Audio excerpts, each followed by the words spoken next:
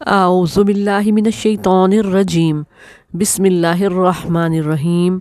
السلام علیکم ورحمۃ اللہ وبرکاتہ۔ کیسے ہیں آپ سب؟ امید ہے خیریت کے ساتھ ہوں گے۔ اللہ پاک آپ سب کو اپنی امان میں رکھے اور صحت اور رحمت سے نوازے، آمین ثم آمین۔ آج ہم آپ کے لیے سبق نمبر 12 یعنی کہ لیسن نمبر 12 لے کر آئے ہیں، اور ہم نے 11 اور 13 پہلے پڑھ لیا تھا۔ یہ لیسن جو ہے تھوڑا سا لینتھی تھا، اس لیے اس کو الگ ویڈیو کے ذریعے ایک ہی لیسن کو آپ کو سمجھایا جائے گا۔ جتنے پوائنٹس ہیں لکھ لیجئے گا، بڑا اہم لیسن ہے اور کچھ اسٹوڈنٹس کو یہ تھوڑا سا مشکل لگتا ہے، جبکہ مشکل نہیں ہے، سمجھایا جائے گا سب آسان ہو جائے گا۔ تو آج ہمارا سبق نمبر 12، سبق کا نام ہے اسکرو اور لات۔ اسکرو کسے کہتے ہیں؟ اوامر۔ اوامر کسے کہتے ہیں؟ اللہ جو حکم دے رہا ہے۔ اور لات کسے کہتے ہیں؟ اللہ جن کاموں سے منع کر رہا ہے۔ اسکرو میں حکم پایا جاتا ہے، طلب یا التجا پائی جاتی ہے، اور یہ جتنے بھی الفاظ ہم پڑھیں گے وہ سب اسکرو کے ہی توازن پہ ہوں گے۔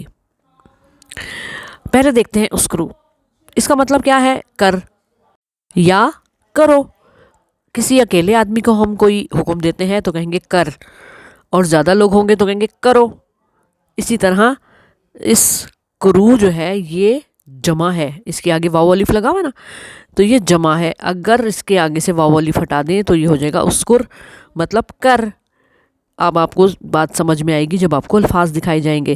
اب ہے اذکرو، ذکر کرو، اشکرو، شکر کرو۔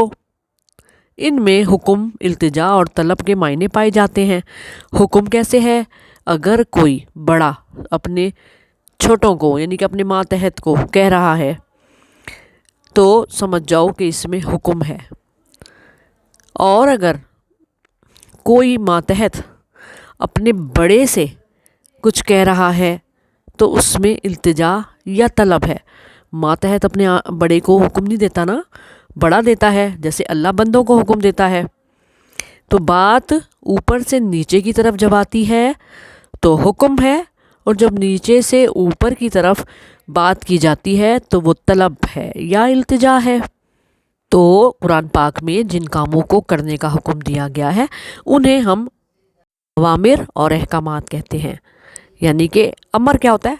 امر مطلب ہوتا ہے حکم، احکامات حکم کی جمع ہی تو ہے۔ اس کے معنی ہیں کر یا کرو۔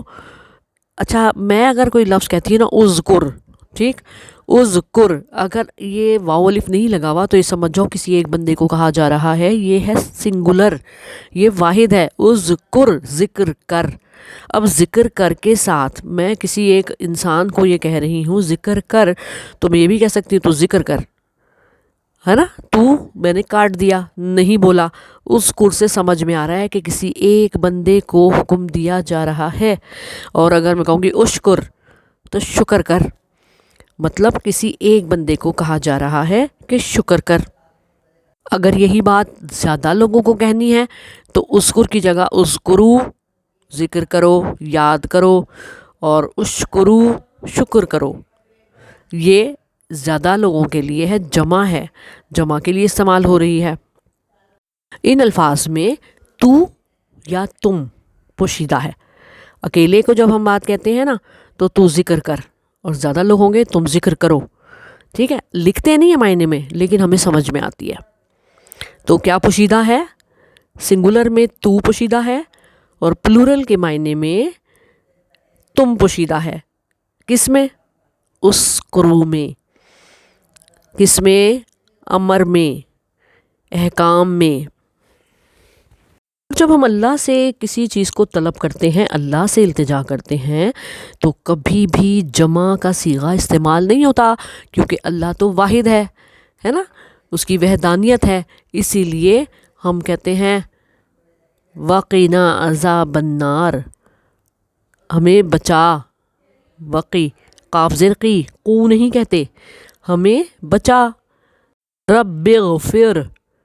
اچھا، اب کیا لکھا ہم نے؟ رب اغفر، تو مطلب اے رب بخش دے۔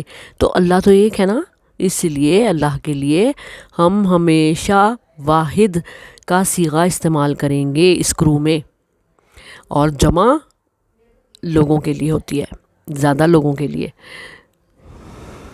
آپ کو مزید سمجھائیں گے۔ اب ذرا اسکرو کی پہلے نشانیاں دیکھیں۔ اسکرو کی 5 نشانیاں ہیں۔ نمبر 1 ہے دوسرے اور آخری حرف پر جزم، جیسے ہم پڑھ رہے ہیں نا، اس کر، سین پہ جزم ہے، را پہ جزم ہے نا، تو دوسرے اور آخری حرف پر کیا ہے؟ جزم۔ مثال بتائیں، اذکر، اسجد، زال پہ بھی اور را پہ بھی کیا تھا؟ جزم۔ اسجد میں سین پر بھی اور دال پر بھی کیا تھا؟ جزم۔ تو کیا نشانی تھی؟ دوسرے اور آخری حرف پر جزم ہے۔ اگر 2 حرفی یا 3 حرفی لفظ ہوتا ہے نا، جیسے قو، سل، قل، تو کیا ہوگا اس میں؟ دوسرے حرف پر جزم ہوگی، جیسے سل میں لام پر ہے، قل میں لام پر جزم ہے، قو واو کے اوپر جزم ہے۔ الف کے بعد زیر آتی ہے، مثال کیا ہے؟ اقیمو، الف کے بعد آئے گی قاف، قاف کے نیچے ہے زیر، اور آمنو، آمنو میں بھی الف مدہ کے بعد میم کے نیچے زیر ہے، مطلب ایمان لاؤ، اقیمو مانے قائم کرو۔ اچھا، پھر نا سے پہلے زیر التجا کی نشانی ہے، نا مطلب ہم، اس سے پہلے لفظ کے آخری حرف پر زیر ہوگی نا، تو یہ کیا نشانی ہے کہ التجا کی جا رہی ہے، نیچے سے بات اوپر جا رہی ہے۔ مثلاً اہدینا پڑھتے ہیں نا سورہ فاتحہ میں، اہدینا الصراط المستقیم، تو ہمیں ہدایت دے سیدھے راستے کی۔ اچھا، اس میں شد اور زیر کا ہونا بھی ایک نشانی ہے، کس چیز کی؟ التجا کی۔ نجینا، ہمیں نجات دے، وبشر، اور خوشخبری دے۔ انسان کہہ رہا ہے اللہ سے، یا ماتحت کہہ رہا ہے اپنے مالک سے۔ اسکرو کی 4تھی نشانی، زیر پلس جزم پھر نا، جیسے زیر ادخلنا، ہمیں داخل کر، خا کے نیچے زیر پھر جزم اور پھر نون الف نا، اخرجنا، اس میں بھی آپ نا سے شروع کریں، دیکھیں نا سے پہلے کیا ہے؟ جزم ہے نا، جزم جیم پر، پھر اس سے پہلے ہے زیر، ہے نا زیر را کے نیچے، تو کیا بنا؟ ہمیں نکال۔ اور اسکرو کی 5ویں نشانی، حروف پر تجدید ہو اور اس کے نیچے زیر، جیسے نجینا، تجدید کے نیچے زیر، ہمیں نجات دے۔ تجدید کے نیچے زیر جو ہے نا، وہ یاد رہے کہ اسکرو کی نشانی ہے، لیکن تجدید کے اوپر اگر زبر آ گیا تو پھر کیا ہے؟ وہ اسکرو نہیں ہے۔ سے یسر، آسان کر، نجینا، ہمیں نجات دے، لیکن اگر کیا ہو گیا؟ یسر کو کر دیا یسر، اس نے آسان کیا، یہاں پر ایک لفظ آ گیا، لیکن یہ کیا ہے؟ اسکرو نہیں ہے، اس میں کوئی حکم نہیں آ رہا، اس میں تو بات بتائی جا رہی ہے، خبر دی جا رہی ہے، یسر، اس نے آسان کیا۔ نجینا، ہمیں نجات دے، نجینا ہے نا۔ اب نجینا اگر ہو گیا تو اس کا مطلب ہے ہم نے نجات دی، یہاں پر بھی خبر ہے، یہ بھی اسکرو نہیں ہے، زیر اور زبر آپ کو سمجھایا جا رہا ہے۔ اس طرح ہم کہیں گے آمنو، ایمان لاؤ، آمنو، ایمان لائے، ادخلنا، ہمیں داخل کر، ادخلنا، ہم نے داخل کیا، کوئی یہاں پر اسکرو والی بات نہیں ہے۔ صرف یہ زیر اور زبر کا فرق بتانے کے لیے یہ الفاظ آپ کو سکھائے گئے ہیں، ٹھیک ہے؟ یہ زیر والے الفاظ وہ کون سے ہیں؟ اسکرو کے ہیں، لیکن زبر والے الفاظ آپ کو بتایا جا رہا ہے کہ میننگ کو کیسے بدلتے ہیں۔ زیر والے الفاظ میں طلب ہے، طلب پوشیدہ ہے، اسکرو کا ورڈ ہے طلب پوشیدہ ہے، کیسے پتہ چلے گا؟ ہم تو بھول جائیں گے، جب یہ سامنے آتے ہیں ایسے الفاظ تو ہم بھول جاتے ہیں کہ ارے اس میں کیا ہے، طلب ہے کہ التجا ہے۔ یاد رہے زیر ہو کر مانگا جاتا ہے، سر جھکا کے مانگا جاتا ہے، نظریں جھکا کے مانگا جاتا ہے۔ اکڑ کے تو کوئی بھی نہیں مانگتا، کسی سے مانگنی ہو نا تو التجا کرتا ہے انسان جھک کر۔ تو جھکنا اور زیر ہونا ایک ہی مطلب سمجھیں، اور زیر سے نشانی پہچانے کہ یہاں طلب اور التجا کے معنی ہیں۔ اہم پوائنٹ ہے کہ دوسرے اور آخری حرف پر جزم، اذکر، اشکر یعنی ذکر کر، شکر کر۔ اب ان کے آگے واو الف لگا دیں گے تو جمع بن جائے گی، جیسے اذکر کا بن گیا اذکرو ذکر کرو، اشکرو شکر کرو۔ اذکر تھا تو ذکر کر، اشکر تھا تو شکر کر، اذکرو بنا تم ذکر کرو، اشکرو تم شکر کرو۔ اب تم ہم لکھیں گے نہیں، لیکن بات صاف سمجھ میں آ رہی ہے۔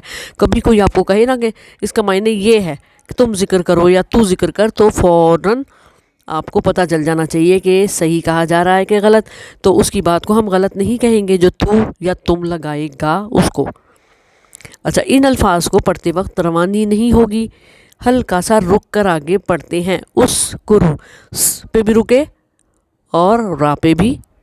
تو اسی طرح ہم نے یہ نشانی بنا لی ہے کہ اسکرو کے الفاظ میں دوسرے حرف پر اور آخری حرف پر رکتے ہیں، اور جزم لگی ہوتی ہے وہاں پہ اس لیے رکتے ہیں۔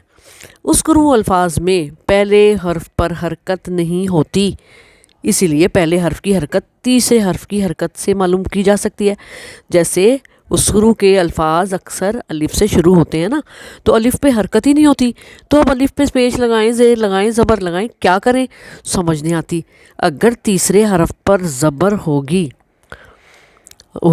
یہ جو بھی اسکرو کا لفظ ہوگا اس کے تیسرے حرف پر الف کو بھی ملائیں گے ساتھ میں، اس کے بعد جیسے اذکر لکھا ہوا ہے نا، تو الف پہ ہم نے پیش لگایا، تو الف پہ کچھ حرکت نہیں تھی، زال پہ نہیں تھی، کاف پہ پیش تھا، تو ہم نے کیا کیا، کاف پہ پیش تھا تو الف پہ بھی پیش لگے گا، تیسرے حرف پر پیش جو ہے۔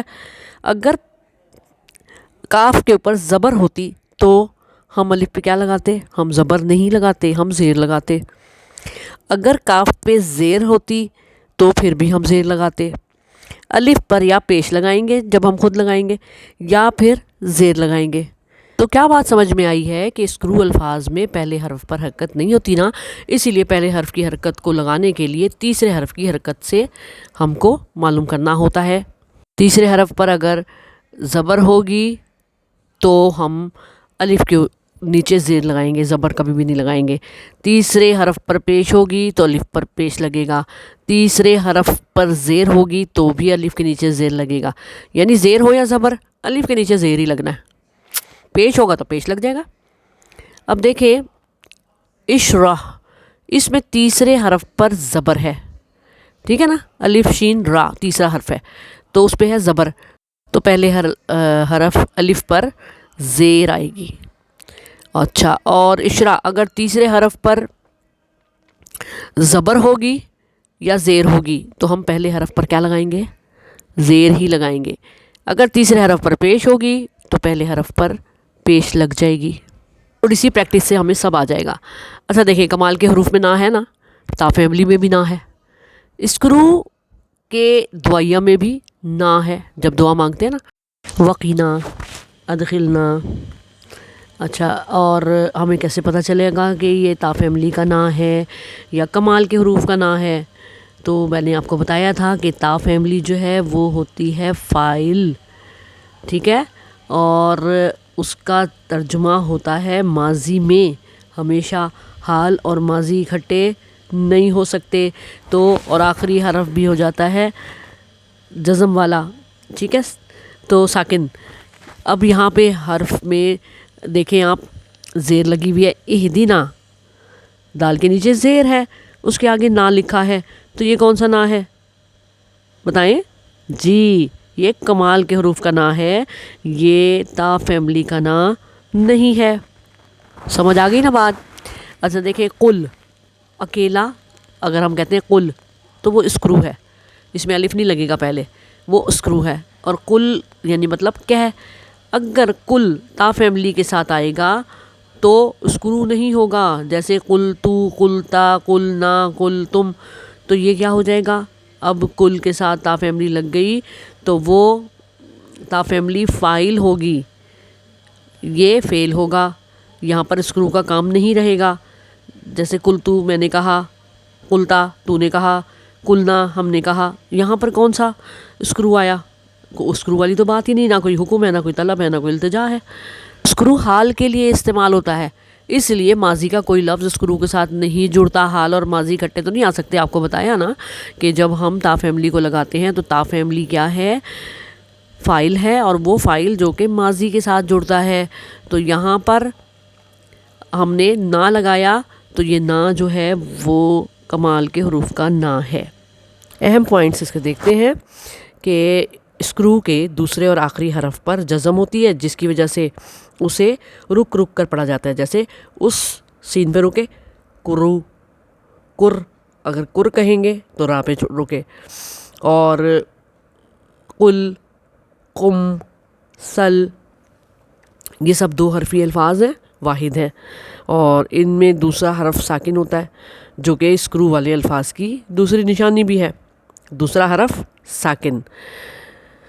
حرف پر تشدید اور اس پر زبر والا لفظ جو ہے نا وہ اسکرو نہیں ہوتا، جیسے ہم نے پڑھا نجینا، کے حروف پر تشدید ہو اور اس کے نیچے زیر ہونا تو یہ اسکرو ہے، اور اسکرو کی پانچویں نشانی ہے، جیسے نجینا۔ اسکرو کے الفاظ کا ترجمہ ہمیشہ زمانہ حال میں ہوتا ہے، اٹھ، بیٹھ، کر، ہے نا، ایسے الفاظ ہم بولتے ہیں تو اسی وقت جو کام ہو اس کا آرڈر دیا جاتا ہے، یا حکم یا التجا اس میں پائی جاتی ہے۔ اور اسکرو کے الفاظ سے کمال کے حروف آسانی سے جڑ جاتے ہیں، مگر تا فیملی اسکرو کے الفاظ سے نہیں جڑتی، کیونکہ وہ فعل ماضی سے جڑتی ہے، حال اور ماضی اکٹھے تو نہیں آتے۔ اسکرو کے پہلے حرف الف کی حرکت لگانے کے لیے لفظ کا تیسرا حرف دیکھنا جاتا ہے، یہ جو الف ہوتا ہے نا اس کو ہم کہتے ہیں حمزۃ الوصل، اور یا حمزہ وصلی۔ تو اس کو زیر زبر پیش لگانے کے لیے ہم نے لفظ کی تیسری حرف کی حرکت دیکھی جاتی ہے اور پھر لگایا جاتا ہے۔ یہ بات تو آپ کو اب اچھی طرح سمجھ میں آ جانی چاہیے۔ اور سوالات دیکھیں، گرامر کی زبان میں اسکرو کا کیا نام ہے اور اسکرو کی واحد کیا ہے؟ اسکر یا اسکرو کے عربی الفاظ میں کون سا لفظ چھپا ہوا ہوتا ہے جسے ترجمے میں نہیں بولا جاتا؟ اگر بول دیا جائے تو غلط نہیں ہوتا۔ اسکرو جیسے الفاظ کے معنوں میں کیا بات پائی جاتی ہے؟ کون سے جذبات پائے جاتے ہیں؟ ان الفاظ سے کیسے پتہ چلتا ہے کہ کب حکم دیا جا رہا ہے اور کب التجا کی جا رہی ہے؟ سوالات کے جوابات لکھ لیجئے، آخر میں بتائے جائیں گے، تو ٹیلی کر لیجئے گا کہ کیا غلطی ہوئی بھی ہے کہ نہیں ہوئی ہے۔ اب تک تو میرے خیال میں آپ لوگ بہت زیادہ تیز ہو گئے ہوں گے پڑھائی میں، ماشاءاللہ۔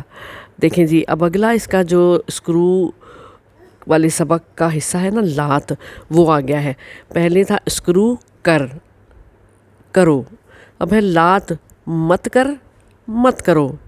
اس کے میننگ یہ ہوں گے، لا کے معنی تو نہیں کے ہوتے ہیں نا، اور ت جو ہے وہ آتین کے حروف میں سے ہم نے لیا ہے، اور یہ جو آتین والے لفظ ہوتے ہیں وہ الفاظ یہاں پر استعمال ہوں گے، لیکن وہ والے جو کہ تا سے شروع ہو رہے ہوں، نہ الف سے، نہ یا سے، نہ نون سے۔ کس سے شروع ہوں گے؟ تا سے۔ تو قرآن میں جن کاموں سے روکا گیا ہے انہیں نواہی اور منکرات کہتے ہیں، پتہ ہے نا آپ کو۔ اور ان کے لیے قرآن میں لفظ لات کا استعمال ہوا ہے، معنی مت کر۔ لات لکھا ہوا نظر نہیں آئے گا آپ کو، ایسے الفاظ لکھے ہوئے قرآن میں نظر آئیں گے کہ جو کہ آتین کے ہوں گے اور تا سے شروع ہوتے ہوں گے اور ان سے پہلے لا لگا ہوگا، جیسے لا تقہر، مت سختی کر۔ اب تقہرو نہیں لکھا، تقہر، مت سختی کر، تو اس میں کیا لفظ چھپا ہوا ہے؟ تو کا لفظ چھپا ہوا ہے۔ اگر لکھا ہوتا نا تقہرو تو مت تم سختی کرو۔ اوکے، سمجھ آ گئی بات؟